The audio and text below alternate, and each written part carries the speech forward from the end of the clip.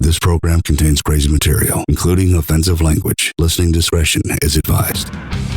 Welcome to a VO's Padded Room podcast. So put on your straitjackets and join Big Jim and Brad Storm as they probe inside the mind of a new guest each week. So strap up and let's do this. Our guest this week on a VO's Padded Room podcast quit her day job as a preschool teacher and went full-time in voiceover in 2013. Our guest initially wanted to rule the audiobook world. However, fate would direct her into the world of e-learning, and she's never looked back. Our guest has worked for the likes of Pfizer, Hyatt Hotels, Canon Copies, IKEA, and Royal Caribbean, to name a few. And she is known as the queen of e-learning. It's time to get strapped in the padded room because Susan Fouche, you are locked in and mic'd up. Oh, yeah. Yeah. Now we're recording. Thank you. Yeah, I'm so sorry about not hitting record earlier.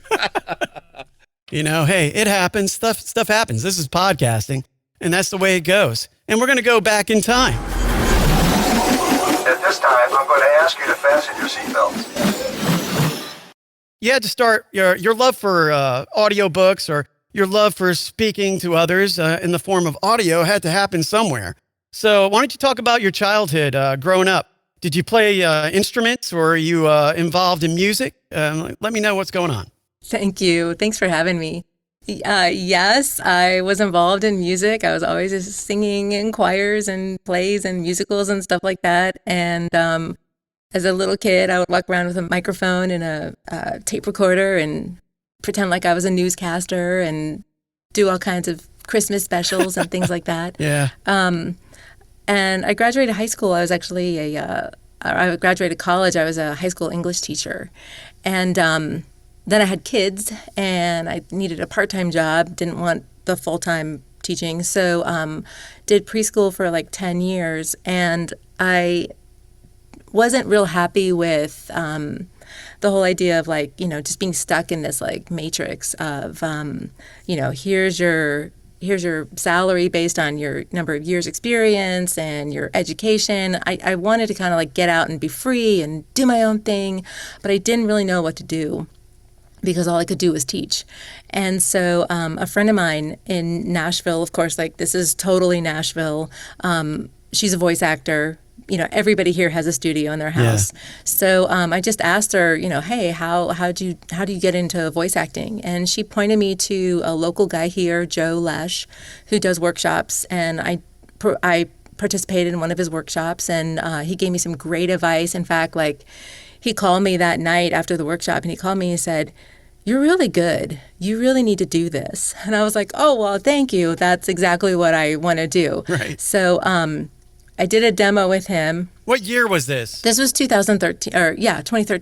Okay. Yeah. Okay. So I know I was like 39 years old. So it was like, what am I doing? You know, like this is really weird. Yeah. But I went into it. My husband was totally supportive. And I made a demo. I started auditioning on ACX. And I thought from the beginning on ACX that I would never get a per finished hour at that point. Like I thought, oh, I'm not good enough. And so I just thought, well, I'll audition for only the royalty-free books. And the first one that I auditioned for, The Successful Single Mom by Honore Corder, I auditioned for, I won. She gave me the entire series. Wow.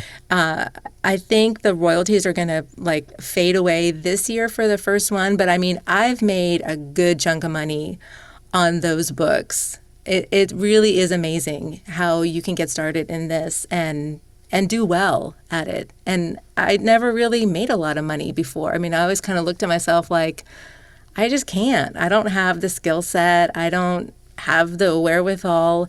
But, you know, getting into voice acting is great. And who would have known? Becoming an actor, you know, who would have known? It was liberating for you. And you got to look at it. Like, what were the challenges, though? I know you started off and you got the demo made. Was there any challenges, you know, getting into that process of creating the demo? Did you have nerves? Like you said, with confidence, was there a thing that you had to overcome? Any hurdles? I mean, the first demo that I made was terrible. And I think it's like you just kind of have to just do it. I tell people when they come to me and they're brand new, I tell them not to do a demo. I just tell them to make samples. Exactly. And to just save their money on a demo until they're good. And, wait a couple years. You don't need a demo right away. It can be very expensive. I know people who have spent, upwards in like $3,000 worth, and they're just not quite ready. The demo is wonderful, but they're not ready to do the work of that kind of caliber. Right. And so I just tell people who are new, who are getting started, don't worry about the demo. Just get some samples. And I coach eLearning, and I tell my eLearning coach students, I say, just get your samples, get those up, put them on Upwork, on Fiverr, and just start auditioning. And you'll get experience, and you'll get paid while you're getting that experience. Because there's a lot of experience to be had between, being a voice actor, being able to edit your own audio. I mean, when you landed your first book, how many words was that book? It wasn't that many. It was only I don't even think it was 200 pages long. They were thin little books, but it took me an entire month. I would go, because I hadn't quite quit my day job yet. And I was still learning, there were still clothes in my closet. And it took me... Did you have your laptop in there? Did you have your laptop in there or out of the closet? Yeah, so at first it was in there, and then I got a longer cord and hooked up a monitor, and so then I closed the door, and then it was so jerry-rigged. But it worked. Yeah. And it's fine, and I tell people you can make money. And Joe Lesh, the guy that did my demo first, because I called him, I was so scared. I was like, I got this book, but I have terrible equipment. And he said, people are making a lot of money on worse equipment than yours. You're fine. Don't worry about it. I think in the audiobook world, my first audiobook, I just wanted to go the distance like Rocky did. I just wanted to prove to myself that I could complete it in royalty share or not. It's just, you got, like you say, you got to put yourself out there. There's so many people that are like, what if this happens? Or what if that happens? But you wouldn't be where you are today if you had all these questions and didn't act on things. Yeah, I just did it. Yeah. I had to make money too. Yeah. It wasn't a whole lot that I had to replace. My income wasn't that much that I had to replace, but I still had to replace it. Yeah, analysis paralysis has a lot to do with what Brad was talking about. People just like, oh man, I don't know, it doesn't sound right. On the flip side, you've got really ambitious that try those 10 and 12-hour books and they get burnt out, and they're scared of audiobooks altogether. So how important is it to start off slow, like you said, maybe 1 to 3 hour books, just to kind of get the feel for, because there's a lot more than just trying to read a book. You've got to edit, you've got to learn how to, you've got standards for, say, ACX as a platform. Yeah, I would recommend when you first start out, just do the smaller books, like you're saying, the 1 to 3 hour books or even less. Do the self-help books, the nonfiction ones. They're just so much easier because you don't have the dialogue. I think that's a great place to start. And just audition. Just auditioning, just recording is so important for new people. Characters are a whole different ball game there, huh? Yeah, with characters, you got to pretty much record each character and make sure you have a file full of characters so you don't forget them, right? Right? That's the ticket, isn't it? Exactly. Yeah. What have you learned? If you could tell yourself in 2013 doing audiobooks, today, what would you tell yourself to be aware of? Don't get in the padded room. Just kidding. So in the audiobook world, the number one genre is romance. And romance today is very different from romance when we were kids. Yeah. Romance today is very graphic. I would say it's X-rated, just a regular book. And I got into a lot of those romance books, and I even did a pseudonym where I did erotica, where it was it had so much graphic stuff that there was one point where I had to Google something where I was like, I don't even know what this means. And then you Google it and you're like, ew. Oh man, I didn't know you could do that. Why would anyone want to do that? I didn't know that was possible. What am I even looking at here? I know, right? And I wish that I wouldn't have gone that direction. I wish that I wouldn't have been so worried about the money that I did that. Even though and it was funny because even like when I was like big headlong into it, people would email me and say, hey, I hear you do erotica. I just was awarded this erotica book, but I don't know if I want to do it. And I would always say, well, you can just change your name. I mean, gosh, it's not that big of a deal. Nobody will know. Exactly. But, the thing that happened was when my kids started becoming teenagers and I was giving them advice, and I was thinking, here I am, like going into my closet and like moaning and groaning and Googling weird stuff. I think I need to stop this. Mom needs to get out of the closet. And you said, you said you have boys, so, boys get curious when we stay curious from when we're born to die, I guess, in that genre. Here I am blushing here. Anyway, so, but coming across one of those said books by accident, you don't want that to happen at all. So, yeah. You don't want that to happen. You definitely don't want that to happen. And like with the preschool job, I mean, you must, like you said, you felt tied down. And I started voiceover really around 40 years old. So I get where you taking that leap is, it's a risk. It's a risk. And you have the comfort of that job that you had. But you said, like you said, you there was no opportunities to make more money. And people in seniority were, you couldn't touch them, right? I worked in the fire department, so I know all about seniority. I know all about, not making the money that you think that you deserve. And so, like you said, with royalty, with your royalty checks, I mean, that must have been a great feeling, because those last for like 7 years, right? That's a 7-year deal. So you're just wrapping up your 7 years of royalty checks. What's the average number of amount of money that you've made through those royalty checks, if you don't mind me asking? Now, are you talking about like specific books? With that one series of books that you had? Gosh, I mean, I've probably made at least, a couple $1,000s. And that's awesome. I mean, that's yeah. and that was your first one you landed, and that's really cool. But things didn't. Audiobooks was not where it was. That's not your destiny.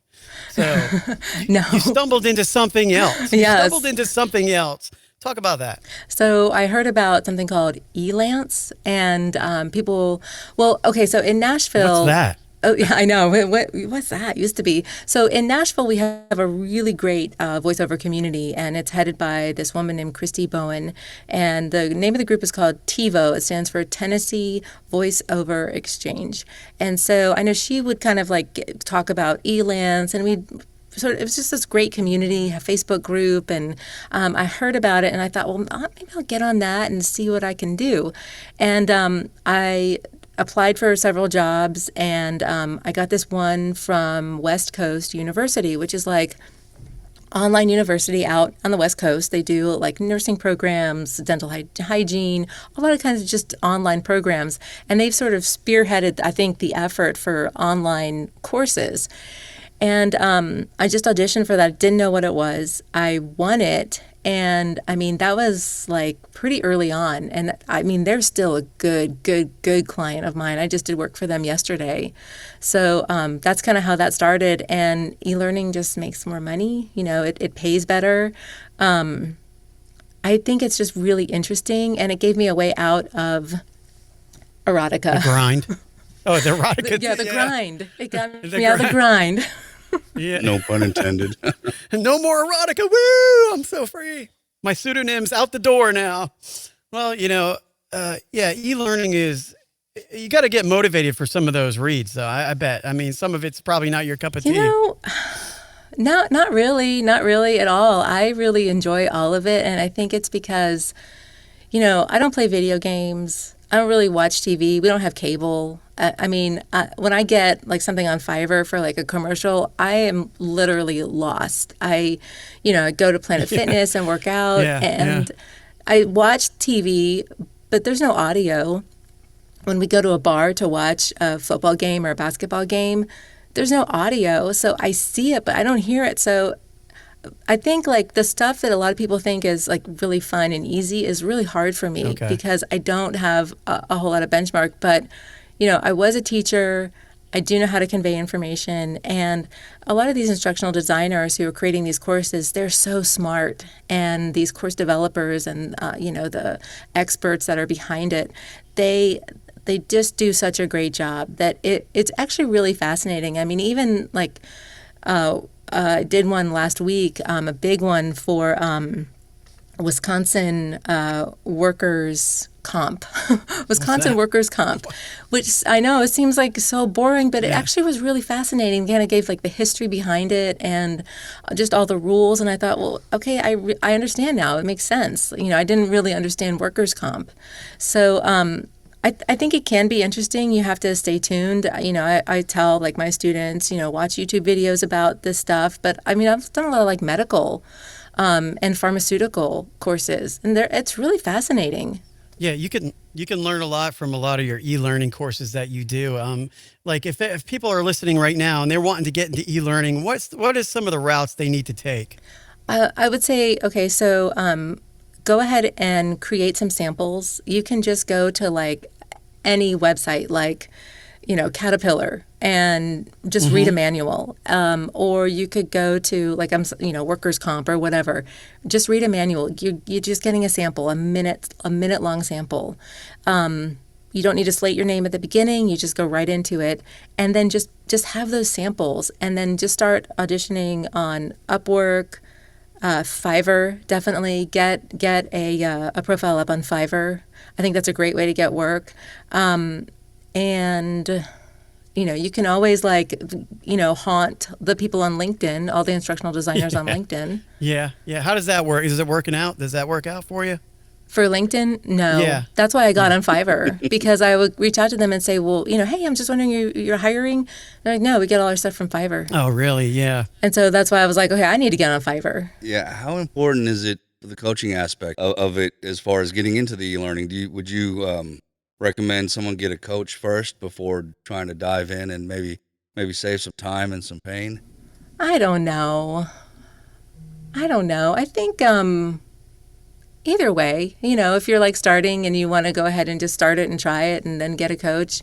I mean, I'm a big believer that, you don't spend money that you don't have. Right. And coaching is expensive. Yeah. It is. So just go ahead and get some jobs. I mean, if you can read out loud, you're going to be fine. Yeah, because I was going to ask you, like, what kind of tone do you really need for e-learning? Is it more like it's not an authoritative tone? It's not a conversational tone, is it? I mean, is it more? It's just like how you sound. Okay. No, it's just like how you sound, because the point is we're trying to keep these adults awake. Yeah. We're trying to, because it's workers' comp. At the end of the day, it's workers' comp. Yeah, they're going to be snoozing. Exactly. At the end of the day, here's the new insurance policies. So we're trying to keep them awake. And if you have this like flat tone, robotic tone, they're not going to stay awake. And in fact, I reached out to a lot of my instructional designers when I was creating my course, and I said, what do you want in an e-learning voice actor? And they said, somebody who sounds conversational, somebody that sounds like they're sitting right there. So like the way you do the acting part, instead of becoming a new person, like in a video game, like I'm the old witch, or I'm the, badass military guy. Yeah. What you do for e-learning, you are yourself. It's who you're talking to that changes. And so it's maybe like, whoever your audience is, like if it's a nursing student. But remember, like these online universities, they cater to people who are adults, who have been bartenders, who have been whatever, stay-at-home moms, and then they decide, I want to be a nurse. And so they're older. It's not 18-year-olds that we're talking to. It's like 30-year-olds, 35-year-olds, 40-year-olds that we're talking to for like the nursing courses. And they don't want to hear, they just want to hear somebody that sounds like them. They want to hear somebody that sounds like a real person. Right, and they're going to pay attention, That's it. like you said, because they're older. They're going to pay attention, and it's part of their job. I mean, they're going to want to know what these certain things are. I mean, I was involved in a workers' comp case. I wish I would have had a video, because I would have known what to expect. That's important. And I think the thing is, I think a lot of things, I mean, you're telling me your story, a lot of things fell into place though with you, because you were a teacher, and like with Anthony Pica, he was a teacher, right? You guys are good at teaching people. So this really was it kind of just fell into place for you with e-learning. I mean, you had to do some things here and there. But how many auditions did you have before you landed that first e-learning job? Was it not many? Because it didn't sound like it. Really, no, not many. I mean, if you just, I always say this: if you just give yourself a quota that you're going to audition, that you're going to put in X number of auditions a day, and they're not even auditions. It's just like, hey, I need somebody to do this, and you send in a sample. Yep. Well, hey, I've got my samples. And, just get really organized, create samples that are very industry specific. And every time you do an audition, keep that audition and title it, if it's for workers' comp, title it conversational workers' comp. Yep. And that's the name of it. And you just send it in with your audition. You've got 5 of those. They can listen to it and they can say, wow, this person's serious, rather than the person who just sends in 1 sample. This person sent in 5. Yeah. So no, I didn't really audition a whole lot. And my thing is, I'm a big believer also in you get the most bang for your buck in the repeat clients. So just treat them really, really well. Treat them well, above and beyond expectations, and you'll be fine. Let the games begin! Let the games begin!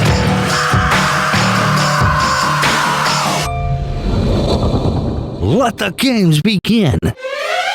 We know what that sound means. That's right. It's time for another round of a VO's Padded Improv.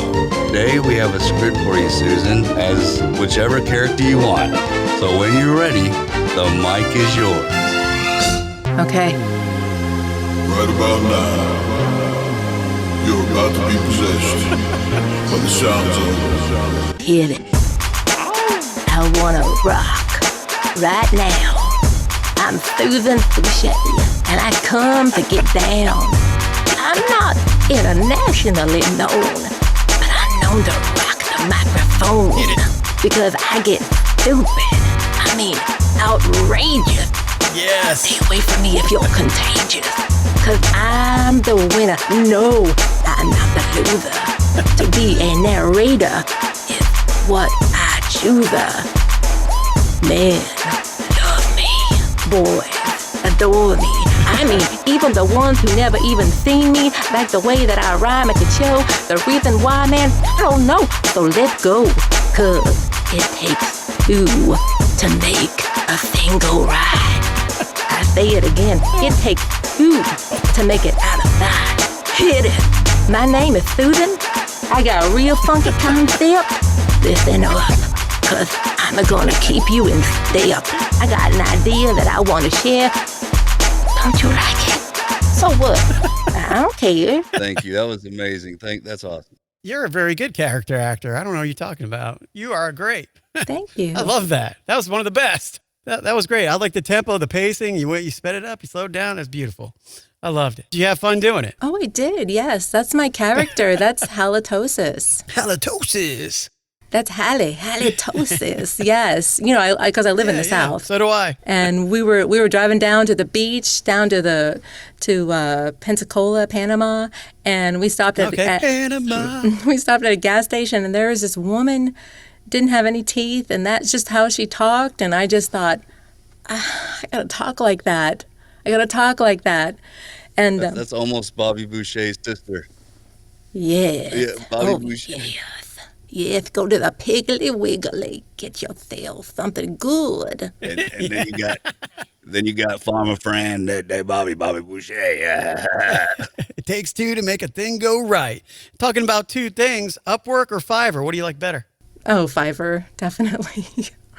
Upwork was fine. It was fine until I got to Fiverr and I realized just how much more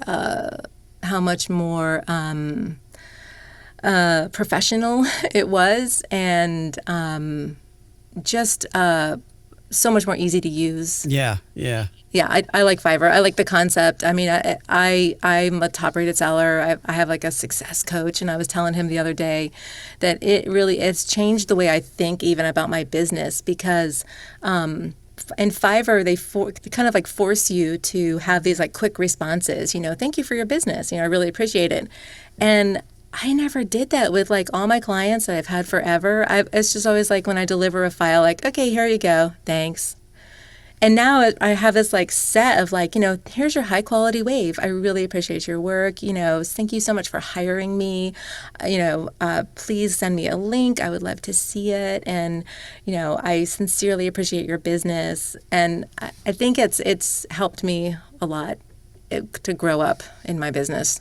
That's one thing, when people knock Fiverr, I just say, it really taught me how to, first of all, talk without my phone. I used to talk to people on the phone and talk business, but you got to really learn how to use Messenger, and you got to really learn how to communicate with people from all over the world at all times of the day. So I think it gets a bad rap in certain aspects. And a lot of people are like, oh, well, I'm sick of doing $5 jobs, but you got to pay your dues somehow. I mean, but you still got to stand your ground on your pricing. Like you were talking about proofreading.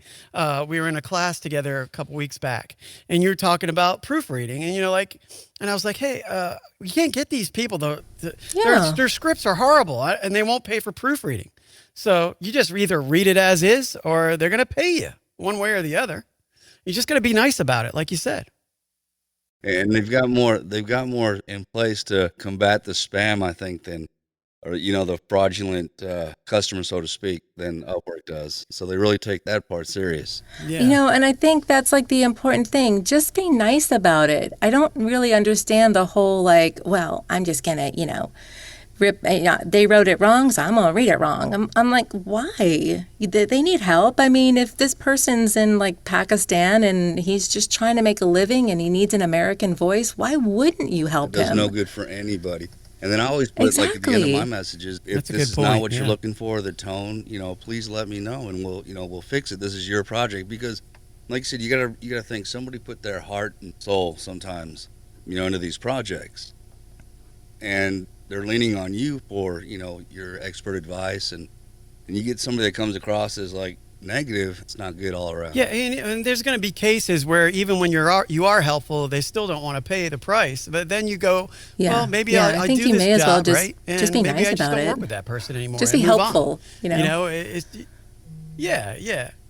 There's nobody tying you down to make you do anything. So you just got to live and learn, and like you got to do. If you don't do, if you're always afraid, you're not going to learn how to block people. To deal with people. In any give situation. credit to those guys that try for the 10,000 words for $15, type of scenarios. It's like thanks but no thanks. Good luck in your your ventures, but I'm not your guy. That type thing. You still do it politely. So Susan, topic of the show: how to act like a real person through your voice. And there's many people out there that don't have, they haven't had acting lessons, and they're just trying to get into this. What advice can you give on just finding your real voice? It's one of the hardest things to do. I think, it's just a weird, situation where I think, I know when I first got into it, I did a fake voice like, Robitussin, give it to your children. And yes, that's very suspenseful. Exactly. Yes. This mic is like, I don't know what it is, but the first time you get in front of it, you're like, you're like, ooh. It's a love-hate relationship. Get everything you've ever learned. Nice. Hi there. Like, well, hello. How are you today? I mean, nobody, listens. Yeah, and that's what happens. You get a freeze frame going on, and it just takes time. Like you said initially, you shouldn't get a demo made. You get a mic, you get a USB mic or whatever. That's what one of my first coaches told me, and just practice. And I didn't realize, I was like, oh man, there's got to be something else to do. But in reality, that's all you need to do. Yeah. Because you got to get comfortable behind that mic. Yeah, you do. You do. And for me, like it really helped to do like workouts with fellow voice actors here in Nashville. And I know like whenever this one guy's apartment a couple times, and we just did like auditions for audiobooks, and they pointed out stuff to me that I didn't realize that I was doing. So it's really important to have people hear you and give you that critique, that honest critique, and just say, hey, you don't realize you're doing this, but this is what you're doing. Yeah. Now, did you learn a lot of audio editing techniques through that as well? Sound things like sound, your sound, your space, mic distance, proximity, all that all that throughout that time with those guys? No, I learned a lot of that through like the University of YouTube. Yeah. Yeah. I mean, just like seeing people, the whole, like this is how far you want to be from the mic. But then I took lessons with Nancy Wolfson. Okay, yeah. And her technique is to get really close to the mic if you're doing a television spot. If any kind of like video spot, you want to get close to the mic. If you're doing a radio spot, you can get further away. But in a television, documentary, whatever, when there's images, it's a more intimate sound. And so that helped me a lot. I didn't know that. And that was like a tremendous, piece of knowledge right there. No, I didn't necessarily learn about like mic techniques. For Learning Studio One, because I had Audacity, and then what I did is I think I bought like a $35 course off the internet, like how to, the ins and outs of using it. And I'm not real scared of computers. I've never, computers are fine. I'm not scared of that. I know some people really are frightened with it.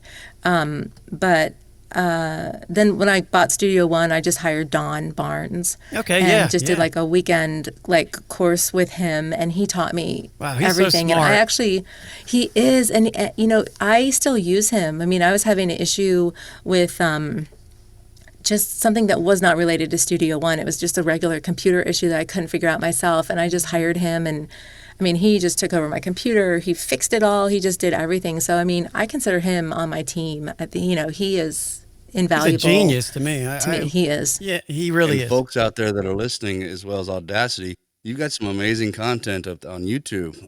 Yeah. With Audacity. Oh, thank you. And Studio, especially like alternatives to punch and rolls and things like that. So it's definitely worth checking out. Well, thank you. Susan, why don't you talk about your teaching and what you have to offer as far as students and what you got going on right now? So I do coaching. I do e-learning coaching. If you want to get into that genre, it is a multi-billion-dollar industry at this point. We've all been sitting at home. Nobody can go to work. They're just starting to go back to work, but I think a lot of people are going to be staying at home. And so any kind of onboarding, any kind of software training that used to be done in person it's gone. It's all online now.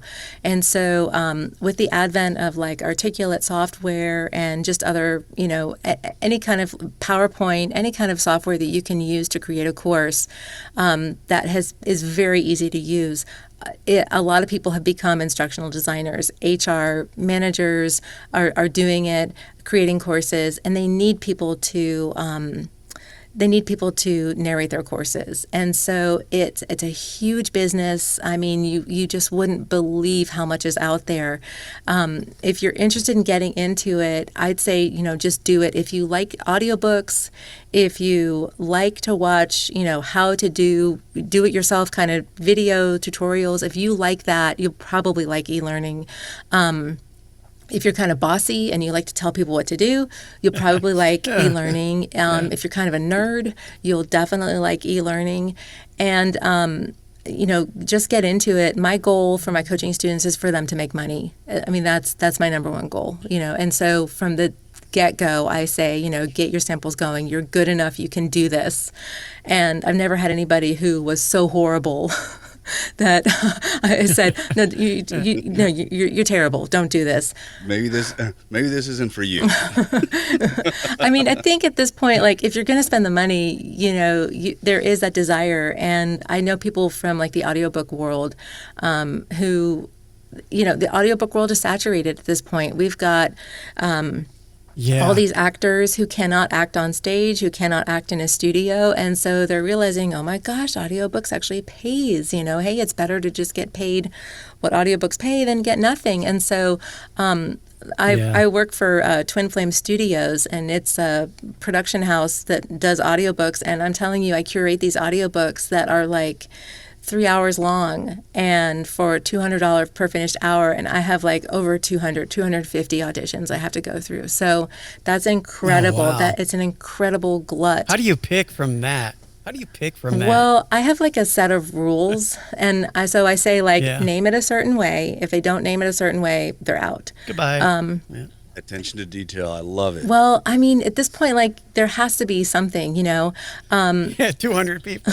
I tell them, either slate your name or slate nothing. So if they start off with, "Hi, I'm Bob. Thanks for listening to my audition," they're out. Delete. If their audio sounds bad, and it's hard because everyone's really good. Yeah. And so I just kind of have to get down to, sometimes it's like, well, does this person have a website? If this person doesn't have a website, then I can't choose them. I got to know that they've done work in the past. Yeah. And that's another question too. Social media, does that play a factor in choosing someone? Social media, no, but having a website, I'd say yes. Because, it's so easy to get a website. Come on. Like, anybody can make a Wix website, even if it's just like a Wix website. Yeah. I count that as they at least tried. You talk about, you got a website that you're putting together right now, right? You just said that earlier? Yeah. I was working on it today. How's it coming along? It's good. It's very good. It's susanfouche.com, but my email is susanfouchevoice@gmail.com. And on my website, you can find the eLearning coaching course. And then I've got a couple of Anthony's courses, the Fiverr, how to make $20,000 on Fiverr, and then the Fiverr Elite. And I think, just also word for the wise for anybody who's out there, new, old, whatever, in voiceover, get in a community, get in a voiceover community. It's so imperative. Yep. Do that, get in a voiceover community, and also get in a community that's not necessarily voiceover too. Get in some kind of like social or professional group. Even if it's just like, like your church and you are involved in your church, that you've got to do something. Or even if it's like a fan club, like you live in a different state, but right. Whatever, you're the Dallas Cowboys fan club in Nashville, yes, Tennessee. I'm a Cowboys fan, diehard. I know Brad is in, or was in one, the Chamber of Commerce. Chamber of Commerce. Yep. Mm-hmm. Yep. The BNI, Chamber of Commerce, they're all over the place around. Yep. Yes. That's a great, because you're in a padded room all day long. Yeah. Literally. You're talking to yourself all day long. You have got to get out and do some stuff and meet some people.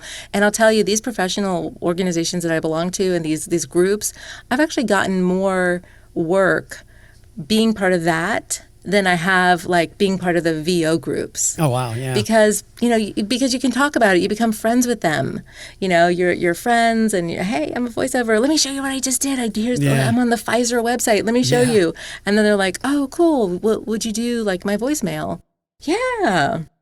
Go to my SoundCloud, pick out the music that you want. Absolutely. Yeah, they think it's cool. They cool. Do. If you talk to other voiceover artists, we all do the same. We all do voiceover. So yes, it might not be as cool. So yeah, that is a good point. You got any final thoughts you want to share for anybody listening out there? Final thoughts, just keep going. If you don't have any work that's coming in, go get some. Make some samples. Yeah. Go out and get on Fiverr. I think I wish I would have gone on Fiverr in the beginning. Oh, me too. Like in 2013, that would have been nice, huh? I don't know when it began, but I knew it was starting to pick up a little bit of speed in 2012, 2013. And I wish I would have jumped in on it then. I know. And I was always told, you don't get on Fiverr. Don't. Whatever you do not get on Fiverr. Oh, yeah. Back in the day. Yeah. Everybody's changing their tune, though, now. A lot of big companies are getting on there.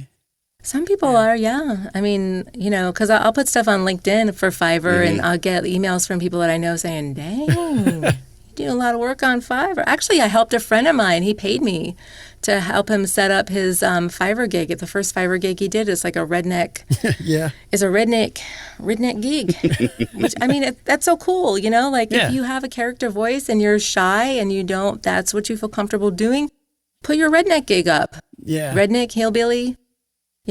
There's no holding you back. And like you said, the YouTube University, you can learn how to do it all. Mm-hmm. When it comes to freelance sites. I was going to say, they've also got, because we were speaking of ACX earlier, They've got ACX University. They've got great content with, Scott Brick, some of these big, larger name folks out there that, got years and years of experience, and they go from telling first person to third person, how you dive into a book. And you can pay a lot of money for that kind of coaching too. I mean, you can get Scott Brick one-on-one. It costs a lot of money.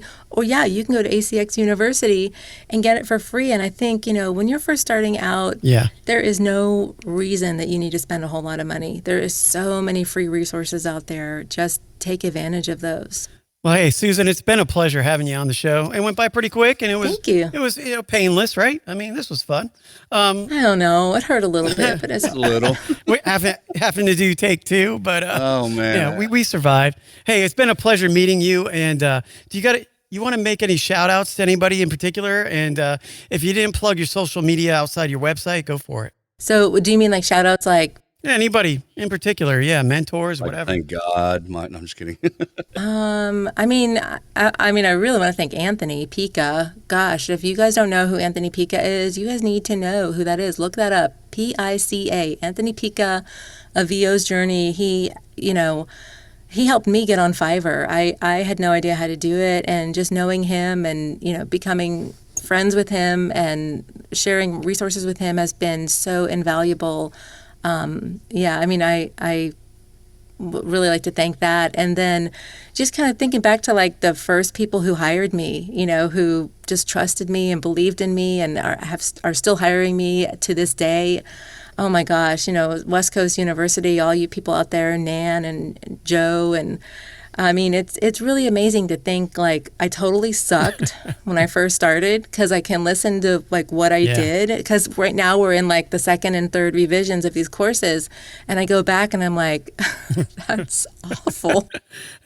So, I appreciate people giving me a chance in the beginning, and even now, people giving me a chance to do things, and my students giving me a chance to teach them and trusting me, with their livelihood, because it is an investment to do anything. I think, Twin Flame Studios has been invaluable to me. I've met so many like super high level people who have, like multi-million-dollar corporations, but who wrote a book. It's all nonfiction. These people wrote books, and to get to know them has been so wonderful. I mean, you think like in your own little world that you're kind of hot stuff because like, oh, I have a business, I do this, and then you meet somebody who's like, yeah, I have several, 100,000, yes, I have, multi businesses all over the country, in defense and in,